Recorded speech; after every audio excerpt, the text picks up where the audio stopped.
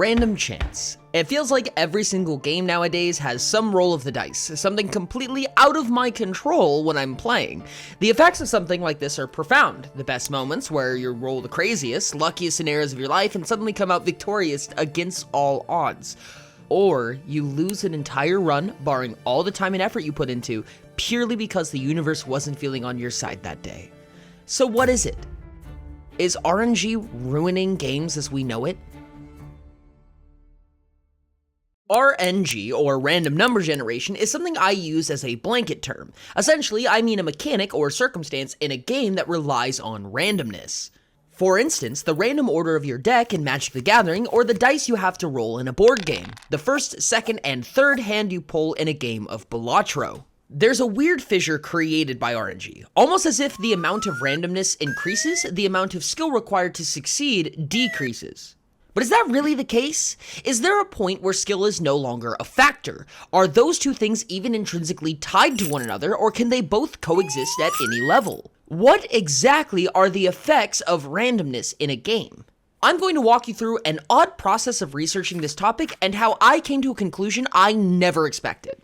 One of my favorite phenomena when it comes to random chance comes with a 52 card deck. In a standard poker deck, you'll find 13 card ranks: Ace, 2 through 10, Jack, Queen, and King. There are 4 total suits: spades, clubs, diamonds, and hearts. You'll find each of those ranks in each of those suits, adding up to a final set of 52. If I were to shuffle the deck and pull a card right off the top, what is the chance that I'd pull an ace? Well, statistics is simple in this portion of the garden. 4 aces and 52 cards means a 4 in 52 chance, a 7.5% chance. Well, in poker terms, an ace by itself would be considered a high card, and it's only one of 10 hands. More specifically, it's the worst of the 10 hands. These poker hands seem pretty arbitrary, but they really have held the test of time. Like, what makes a 3 of a kind more valuable than 2 pair? The short and simple answer is that it evolved over time. What worked stayed, and what didn't work was eroded off the top like a rock at the bottom of a river for centuries, smoothing itself out into a beautiful stone. And frankly, it works really well. Here, let's grab a well-known hand, a straight.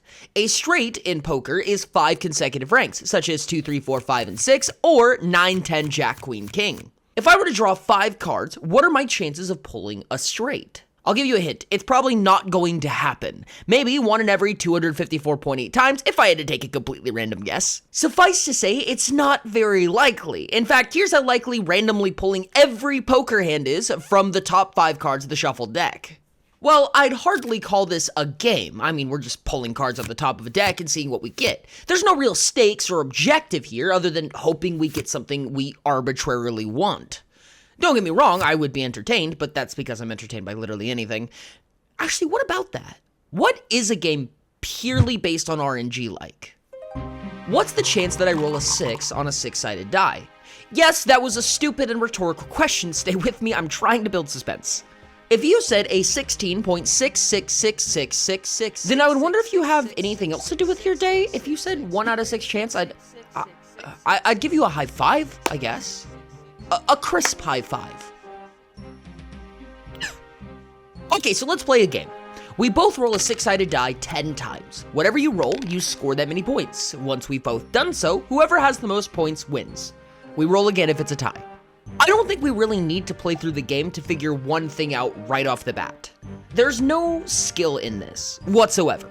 Barring modifying the randomness of the dice, which in this game I will declare as cheating, stop that, bad. There's nothing you can do to impact how often you win or lose. Instead, your fate is simply in how the dice were feeling that day, or what the laws of physics declared, or what have you. That sounds like something we could do, I guess. I wouldn't really go as far as to call it a game. Let's add some rules to this. Instead, we'll have 2 dice, and before you roll, I'll have you pick a number between 5 and 9. You'll roll the 2 dice. Adding them together, if you roll a 2 or a 3, you just lose. If you roll exactly the number you choose beforehand, you win. Barring the number you chose, rolling any 4 through 10 number is a reroll, but rolling the number you choose means that you lose instead, and all other outcomes mean you win. 11s and 12s depends on what exact number you chose. Now, this game is a little arbitrary sounding and complicated, but this is in fact a real game known as Hazard. It's old enough, in fact, that you may sit down and play with the boys after a long day of crusading. Now, this is still very heavily luck-based, but you have to make a choice. There are 5 modes you can enter the game in, choosing the number 5, or the number 6, or 7, or 8, or 9. It's not a ton of agency, but at least it's something. But now we have a problem. You see, based on the exact rules of Hazard, and per its wiki page, there's a strategy that undeniably and objectively gives the best odds. Choose the number 7. Simply put, based on the exact rules of Hazard and the way it interacts in the scenarios of rolling 11 or 12, that of which I heavily oversimplified, choosing 6 or 8 has the highest chance of failure for the person rolling. Next up is 5 and 9, and finally, the highest chance of success for the person rolling is by choosing 7, specifically a 49.3% chance of winning. Now, this is a somewhat solved game, given you can take any of your 5 choices and jot down the exact chance of winning and losing. But what is a truly solved game like? And what does it mean to solve a game, quote unquote? A game is considered solved when all outcomes can be perfectly predicted from any position, win, loss, or draw, assuming optimal play. For instance, tic-tac-toe is a fully solved game. If both players play optimally, the game always ends in a draw. Some nearly 5,478 legal states of the game were considered and analyzed at one point or another, as well as 255,168 possible games that could ever be played. This is an example of exhaustively solved. Essentially, there's nothing you can do in tic-tac-toe in its base rule set that hasn't been witnessed, studied, or considered. Does this make tic-tac-toe less fun? Well, I don't think so. I mean, I didn't consider the 255,168 playable games. Maybe like half of those at most.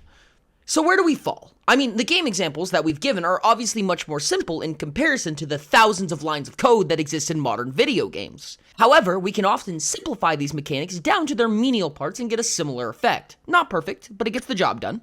The question I have here is simple. Where does RNG meet skill? Do they combat each other? Can one exist with the other? Or are they mutually exclusive in some fashion? I have an idea. Let's play a game together. Oh, sorry, the game is loading. I mean, while we're sitting here an awkward distance away from each other, we could always play a game. Okay, hear me out. Choose 3 numbers between 2 and 12 and roll 2 6-sided dice. Unless you roll one of the 3 numbers you choose, you have to subscribe. That's right. Big ol' smackaroony on the big red button. Oh, and yes, there's absolutely a strategy to this game. If you have an idea on what the strategy may be, post it in the comments. If you have no idea, perhaps check the comments. Oh, game's loaded. This is Balatro. It's a roguelike with no dungeon. Instead, it's about playing poker really well, but also kind of cheating using tarot cards and astronomy. Or something.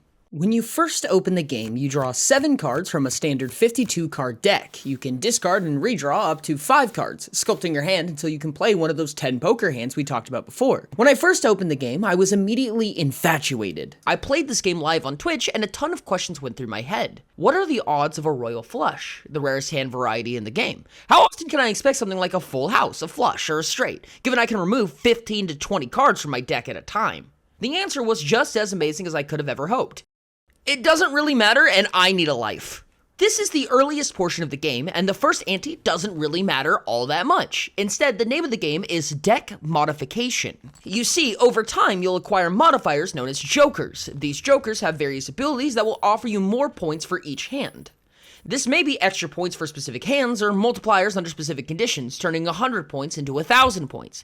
And if you get good at it, millions upon billions of points. On top of that, you can use various mechanics to thin and modify your deck. This includes having a deck of all the same card, or all of the same suit, whatever suits the build you're going for is.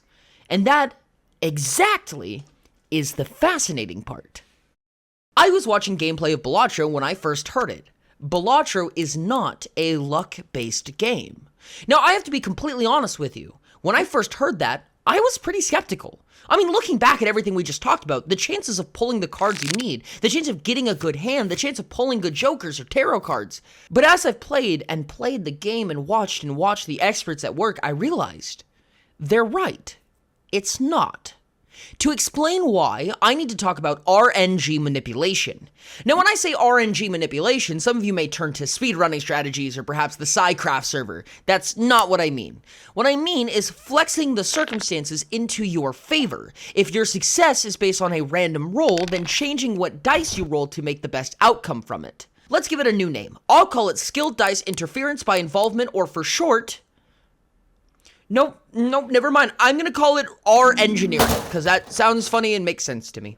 Okay, in simple terms, when I start a game of Balatro, after beating the first ante, we'll get our first chance to look at the shop. In the shop, we'll have a few jokers to choose from, what's known as vouchers and packs, which basically hold more cards with various effects in them. This could be playing cards to add to our deck, meaning we'll end up with duplicate face cards or values, or it could be a tarot card like what we talked about before. This, to me, is when it really feels like random chance is taking the wheel. What if all the jokers suck and I don't want more cards in my deck? I mean, that's pretty much just bloat right there. Well, just that. Then we go to the next round, not purchasing a single thing. And of course, we can't just do that forever, so what happens if we keep getting things we don't want? Well, that's where the skill comes in. To me, R-NGineering is about adaptability. It's about being able to take a bad scenario and turn it into a positive thing. Let me give you a specific example.